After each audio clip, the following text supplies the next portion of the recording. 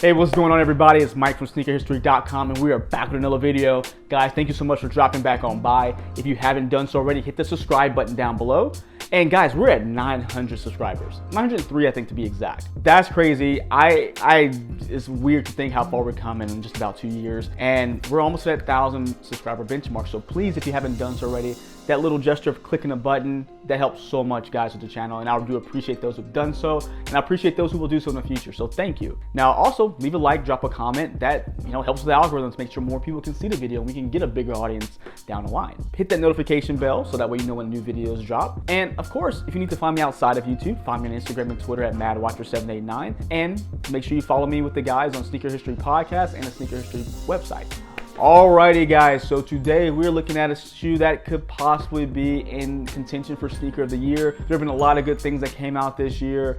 This one I'm a little bit more partial to because I like this model a little bit more. But again, this is a sneaker, so it's my opinion. But we'll jump right into it. Not gonna drag it out too long, but first we're gonna look at the box. Guys, you know what this box is because you've probably seen the reviews already. I'm late to the ball game because it took mine forever to get here, but hey, I'm not complaining because I got the shoe, and I still want to bring you guys my thoughts on it. So you guys know this is the Patta and Nike collaboration with the Air Max 1. You're going to see a lot of different things on this box, which I think is really cool to really, at that finishing touch of the collaboration, like the Patta here done in that Monarch orange. You have the Nike done here in the Noise Aqua color. You have the kind of the chrome writing saying Patta got love for all. And it says get familiar, and it says something right here, I have no idea, but it's done in that maroon colorway, which if you guys notice that the fonts here, like the Nike's done in that Noise Aqua, which is the colorway we're looking at today. The Patta's done in the Monarch orange that we're gonna put a picture up here. That was the first release. And then we had the recent release that is going to be in that maroon colorway. So I don't know if that was on purpose or just a happy accident, but I mean, these guys know what they're doing, right? And supposedly there's a black colorway that has some cell on it releasing, so maybe the box as a whole represents the black colorway, which we'll throw up there as well. Now, I did get a size 10 in these. I got true to size. I know there's a lot of things I've been hearing about, hey, the sizing on the shoe is weird. I didn't have any issue with it. I don't know if it's just the socks I'll wear or what. I know everyone's foot is different, so I've been hearing a lot of different messages about that. There hasn't been one consistent, messaging about the sizing. So I went true to size. I honestly, to play it safe, I would say go to your true Air Max 1 size.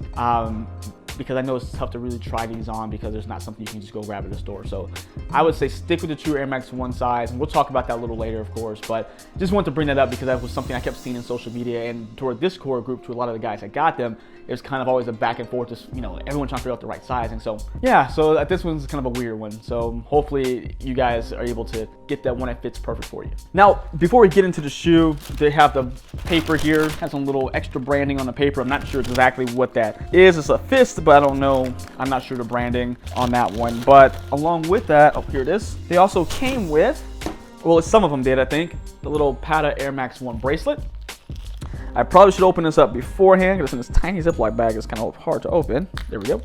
But it's a cool little bracelet. I don't know what I'm gonna do with it. I don't really see myself really wearing it, but it's nice to have a little addition to the packaging and to the shoe. But it has like little, I don't know what's the word, I guess charms. I mean, my wife wears charm bracelets, so that's the only thing I can kind of equate this to. And we have the Patta branding here. You have the Nike swoosh.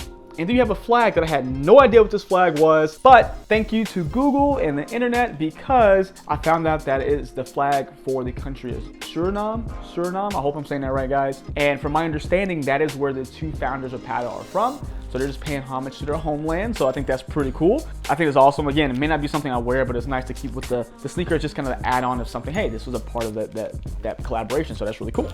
Now we'll get into the shoe because I know that's what you guys want to see, even though you've probably seen it a million times between when they released it now. But guys, this is the Air Max 1 Patta in a Noise Aqua colorway. I feel like there were more reviews on the Monarch colorway since that was the first one. Really, the hype was like really up here for it.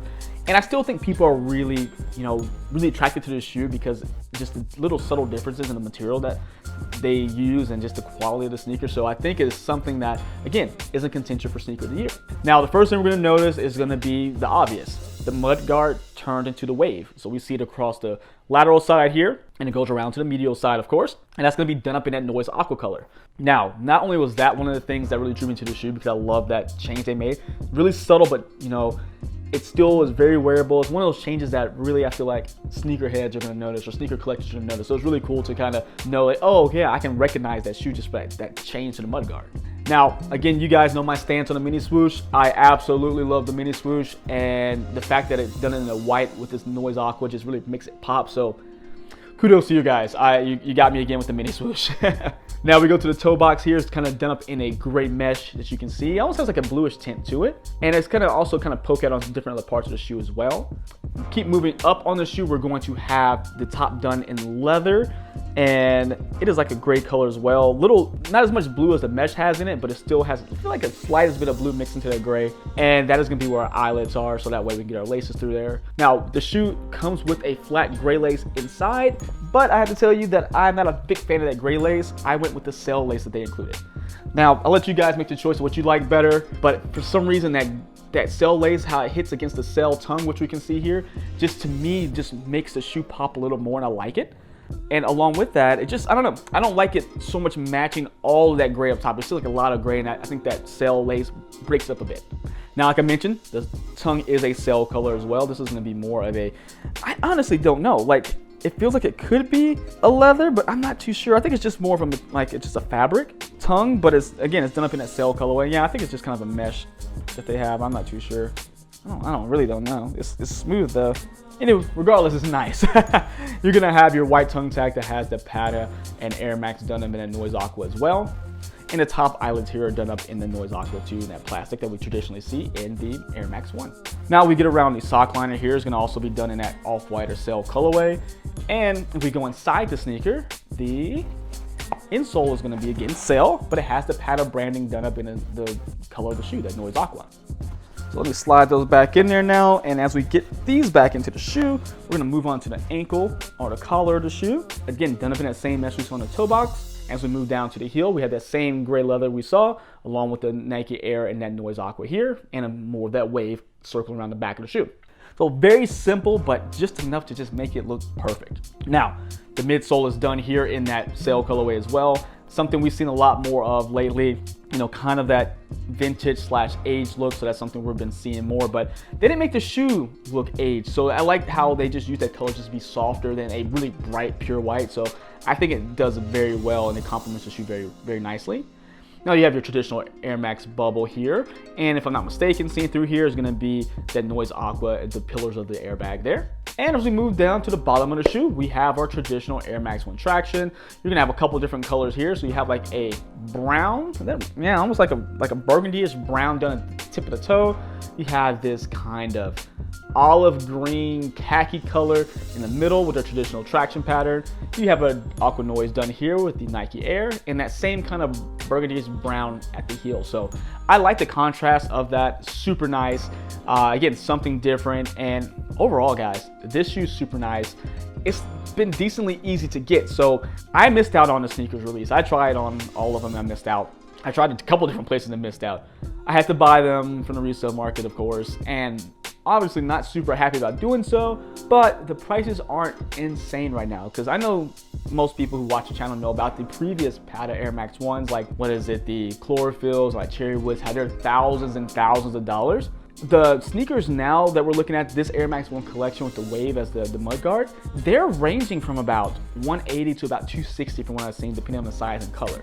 Guys, I don't know about you all, but if these do anything like those previous Air Max 1s where they're really unattainable unless you're just super rich, I'm really thinking about just trying to collect this whole collection, because this is something they're not going to retro. This is when Patta touches the Air Max, heck, when Patta touches a lot of Nike sneakers, they're just gold. So I think that this is going to be something that is going to be eventually harder to get, which I hope not. I hope everybody who wants them gets them.